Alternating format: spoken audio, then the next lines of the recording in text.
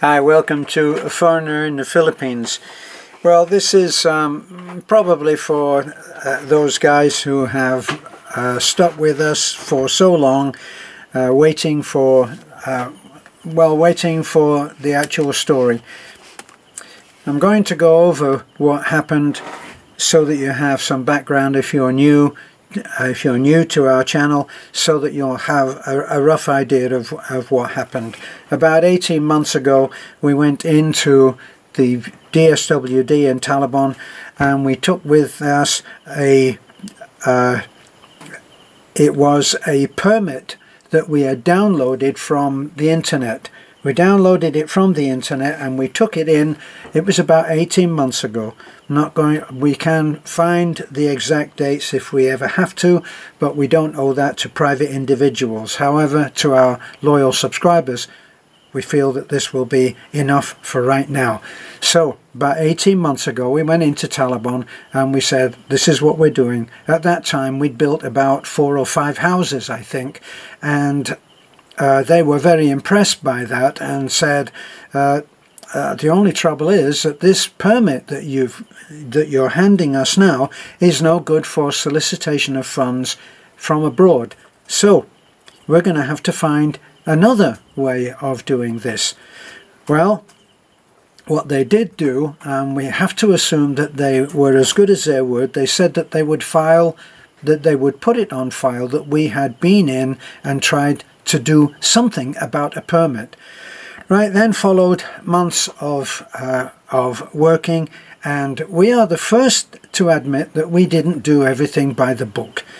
And this is not for the want of trying. We did try. We went to see the DSWD in Cebu, and at that time the guy that we were supposed to see was in a meeting, and we met with a junior person, a young lady, who told us that if we were to file for a foundation, which that was our original idea, was why don't we just make up a foundation and we'll be able to solicit for funds wherever we want to get them from. She told us that we'd need a $1 million bond in order to be able to do that, which more or less put the kibosh on it, as they say in the UK. So let's come forward in time. We went to an attorney, right? We went to an attorney in June of 2018, and we hired an attorney who was going to do all of the paperwork because we kept trying to do it and we were not successful. It was quite complicated. To my mind, it was quite complicated, and we never got to it. So in the end, we said, why don't we just go to an attorney and pay them, and we'll find the money. So we went to an attorney who assured us that he would have it done in about 5 weeks. Well, we kept calling him and nothing ever seemed to get done. So after somewhere between a month and 5 weeks, he finally agreed to see us, and we went in for a meeting. He admitted that he was unable to do the computer work which was required in order to be able to file the application for the SEC. So he said, I'm sorry, just going to have to give you your money back. Now, we have a dated receipt for when we paid the deposit for the start of what was supposed to be his commission. And we also have a date for when he gave us our money back, less 3,000 pesos for his trouble. So we then got some help from the director of the Village of Hope, Jam. Her name is Jam. So she helped us, was wonderful, has been wonderful, has helped us through the complicated action, and it is complicated. Whatever you may have heard elsewhere, it's complicated. There are about something like 11 or 12 different departments and heads of departments that you must go through in order to have a non-stock, non-profit organization, which is what we have filed for. Now, listen to what I'm saying now. So we then filed on July the 17th, with Jam's help. We had the paperwork ready for the SEC, and on July the 17th, 2018, and we have the paper trail to show this, we filed the application with the SEC in Cebu. Now, we waited about somewhere between 6 weeks and 2 months, and nothing happened. And then I believe they contacted us and said, you can pay your fee now. So we paid the fee, and we have a receipt for that too, and it's dated as well. So then after we paid the fee, it went for another 5 weeks, and we called them a few times, and then they started to say, you really should go to Manila because the decision is going to be with Manila. Well, we were under a lot of pressure then, so we decided, what the heck, and we flew to Manila. We flew to Manila and we filed there again. In one day, we filed all of the paperwork. We had all of the requirements with us when we went there, thanks to my warrior princess, who is incredible. I am in such admiration of how she has worked so hard. We've worked day and night on this. Well, we filed with the SEC in Manila. We must have had an angel on our shoulder, because when we went there, we went into the building. The SEC is an enormous building in Manila, and when we went in, little us, with our folder of grubby-looking application forms, there were hundreds of people there. Now, probably because, well, maybe because I'm a senior, but they put us to the front of one particular line. And a man that was passing, Beth called him and said, look, can you help us? You know, we've come all the way from Bohol. And he looked at the paperwork and he said, wait a minute. And then he went and he spoke to another lady. And the other lady said, no, we can't do this. Beth used her charm and she said, please, please, please, we have come from Bohol. This is so important. Please, can you help us? Because we've been trying to get this done for 3 months. The woman said, okay. We ended up at the desk of a mature man, probably in his 50s. We showed him all our paperwork and we told him our story, that we had been waiting and waiting and that nothing had happened. And he looked through the files and he said, well, actually, it's not surprising that nothing happened because nothing was sent. We don't have any record of you having filed your application. But he said, I can see by your paperwork that you did. So he then said the magic words. He said, I can't promise you, but he said, we'll try to have you out of here today. And then he went through the papers one by one and he signed them all off. I swear we were almost in tears. Then we went and sat down and we waited for something like about an hour and a half, hoping against hope that we would get our approval. Then our name was called and we went up and we were approved. So, right as of this moment, we are approved by the SEC. Now, there's an awful lot been going on. Some subpoenas and affidavits. Suffice to say that we have been interviewed by the NBI, and we have been cleared and endorsed by the NBI, who have declared that the constant barrage of internet harassment which we have had is nothing more than black propaganda.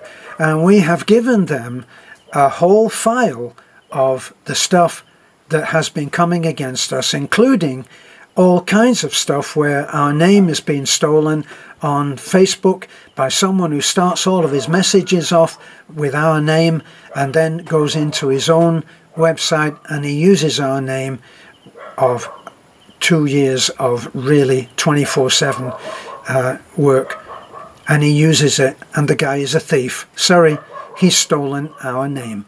So, not just that, but there was a GoFundMe that was put up in our name for no other reason to just degrade us, because it talked about poor Terence going into prison and being deported and all of that. Right. Now, the NBI have cleared us. The affidavit was that we were working and that I was working, and the NBI have cleared us of that. Now, keep listening. Those of you who hate will be looking for things to hate, and those of you who love us, who we are so grateful for, will be glad to hear what we've got to say, because what we've got to say has been endorsed by every department that we've been to. Starting with the SEC, who have approved us for a non-profit, non-stock incorporation.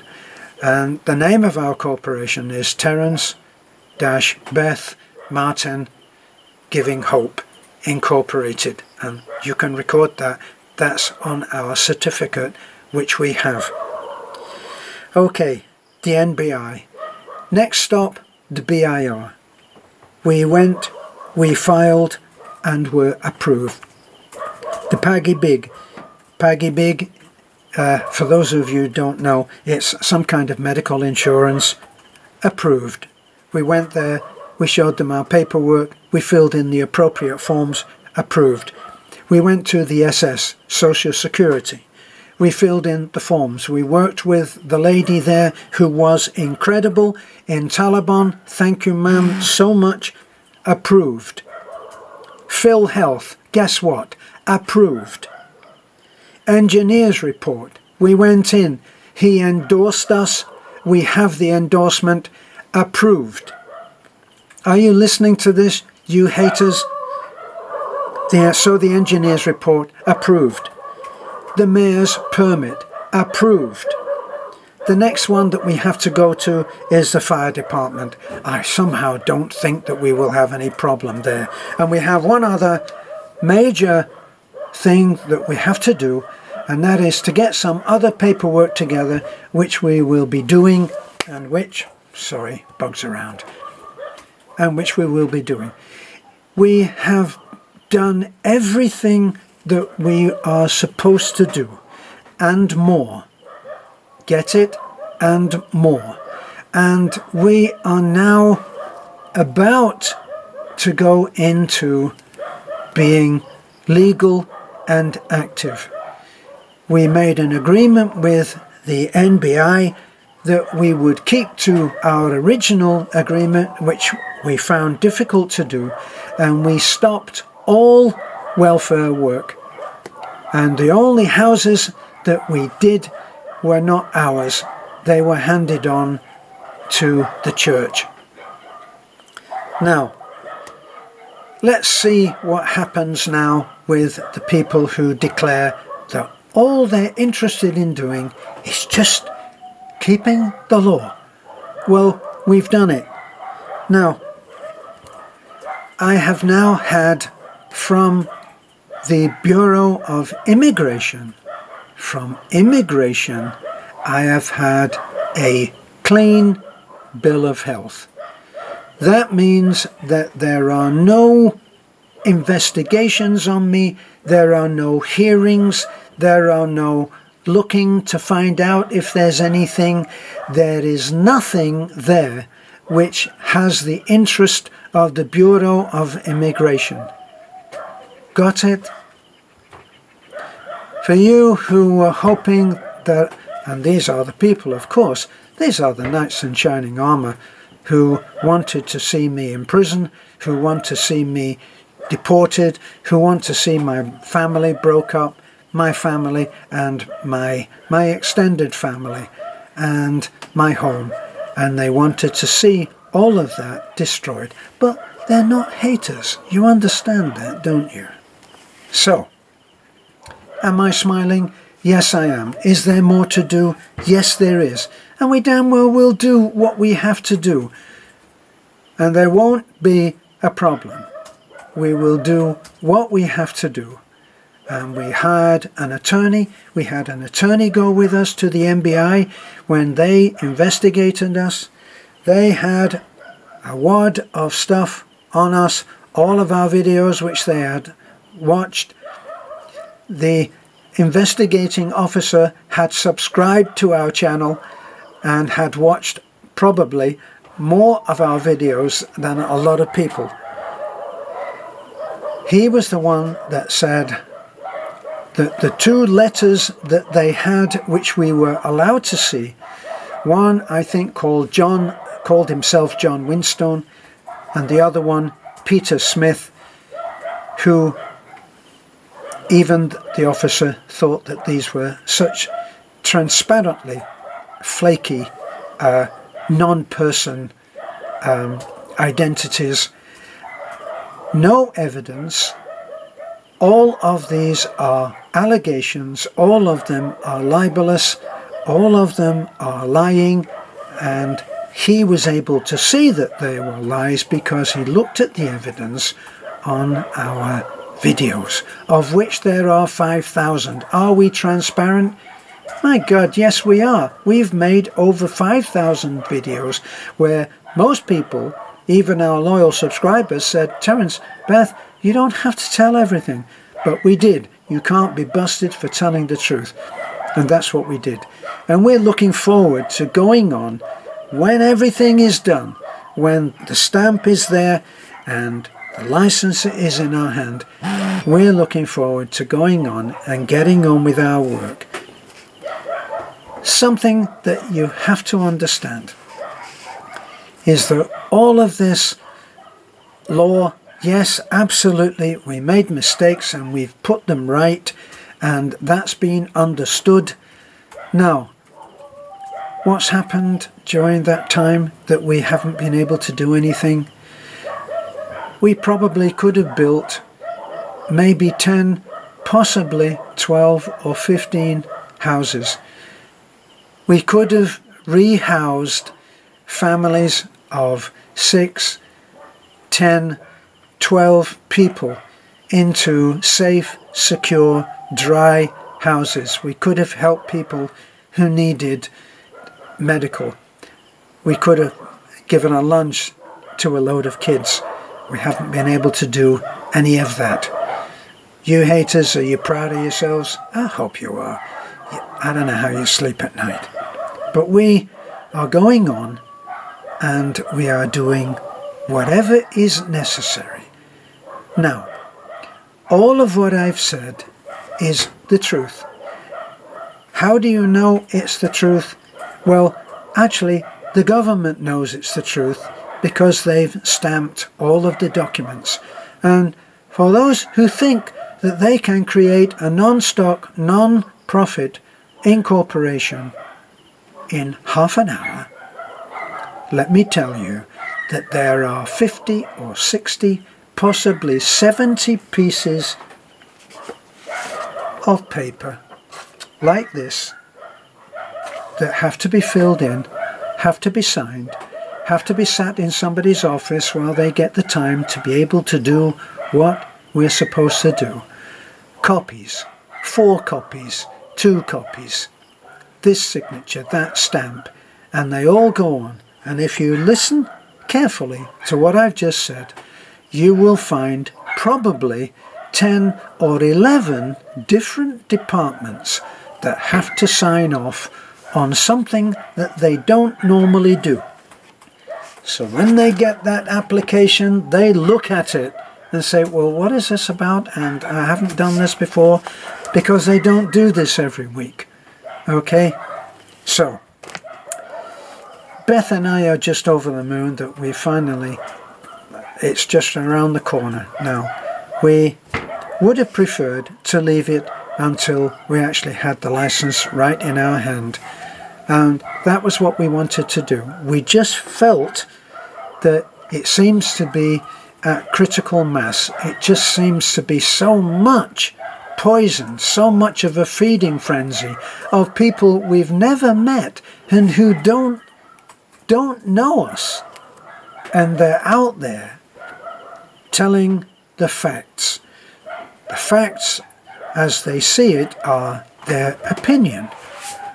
And if you listen to the poison, I know that we have lost a few people who, when in the absence of knowing exactly what's happening, which is why we're here now saying exactly what's happened, they've gone off and they've listened to some of the poison.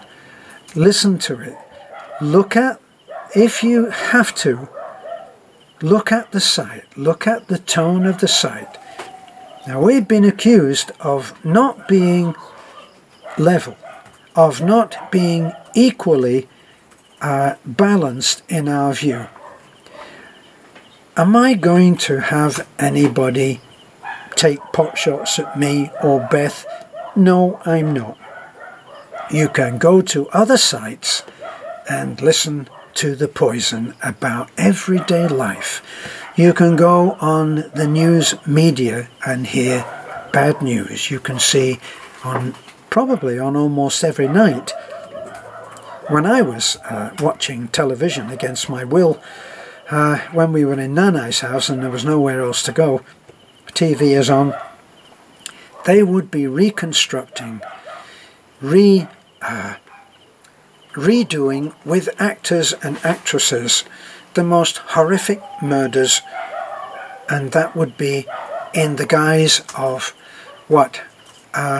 News reporting or entertainment. Neither for my money. And I made up my mind then that when Beth and I started our channel, it was going to be a feel-good channel. So you're not going to listen to a load of crap unless it's just slipped by and I haven't gotten to it to delete it and get rid of the person who seems to enjoy doing that kind of stuff. I will get rid of you. Believe me, I will. And I don't apologize for that. It doesn't make me right. It just makes me, well, the creator of this channel, which I and Beth, who works 24/7 along with me, maintain that this is a feel-good channel, and that's how we're going to keep it. For those of you who have stayed with us, and it is an increasing number, we are on the cusp of 97,000. Even through all of this poison throwing, we have still been adding on our subscribers gradually every day. 3, 4, maybe 500 every day have been going on. Now, at one time when we started doing some other different stuff, we were adding at 1,500 a day. We have never bought a view or a subscriber. Every one of the subscribers that we have came to us of his own free will and stays of his own free will or goes off to do other things. We wish you well, and you're welcome to come back. Try to keep your views about us at least a little bit fair if you're hoping to come back. Thank you for watching. We will be updating you more as it comes in and as it's deemed the right time to do it. But everything that's said is everything that is. What you see is what is, and that's a promise. Thank you for watching. This is A Foreigner in the Philippines. Bye for now. From Beth and myself.